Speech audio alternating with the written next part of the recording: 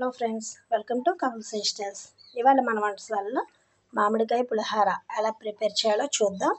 ఇప్పుడు చింతపండు పులిహోర, నిమ్మకాయ పులిహోర కాకుండా ఇలా మామిడికాయతో పులిహోర చేసుకుందాం. ఈరోజు కావాల్సిన ఇంగ్రీడియంట్స్: ఇలా తురుము పెట్టుకున్న మామిడికాయ, ఉడికించి పెట్టుకున్న రైస్, ఆవాలు, మినపప్పు, సాల్ట్, పసుపు, పల్లీలు, పచ్చిమిర్చి, కరివేపాకు, కొత్తిమీర, అల్లం తురుము మీకు ఇష్టం ఉంటే వేసుకోవచ్చు, యువర్ చాయిస్.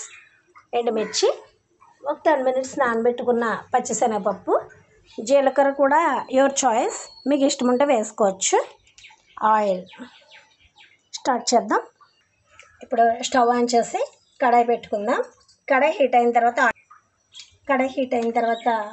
ఆయిల్ తీసుకుందాం.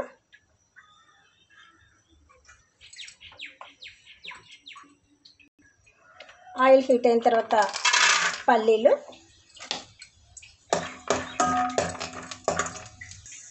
పల్లీలు 30% వేగిన తర్వాత పచ్చిశనగపప్పు, మినప్పప్పు,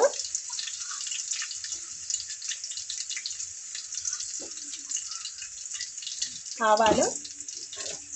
ఇవి కొద్దిగా వేగిన తర్వాత మనం కట్ చేసి పెట్టుకున్న పచ్చిమిర్చి, అల్లం తురుము, ఎండుమిర్చి, ఇది కొద్దిగా వేగనిద్దాం. అల్లం తురుము పెట్టుకోకుండా మీరు చిన్న చిన్నగా ముక్కలుగా కూడా కట్ చేసి వేసుకోవచ్చు. ఇప్పుడు కొత్తిమీర, కరివేపాకు,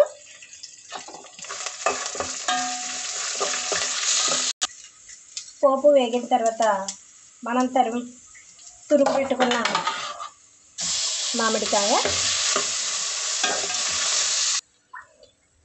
దీన్ని కొద్దిసేపు మగ్గనిద్దాం.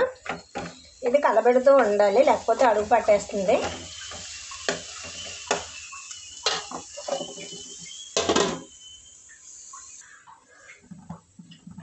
ఇప్పుడు మామిడి తురుము అయితే దగ్గర పడిందండి, వేగింది.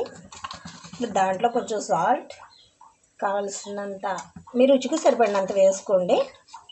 సాల్ట్, పసుపు వేసి ఒకసారి కలబెట్టండి. ఇప్పుడు అది స్టవ్ ఆఫ్ చేసి రైస్లో వేసుకుని కలుపుకుందాం. మ్యాంగో రైస్ అయితే రెడీ అయిపోయిందండి. మీరు గ్యాస్ ఆఫ్ చేసేసి ముందు కావాలంటే ఇంగువ కూడా వేసుకోవచ్చు, యువర్ చాయిస్. ఇప్పుడు దీన్ని ఒక బౌల్లో వేసుకుందాం.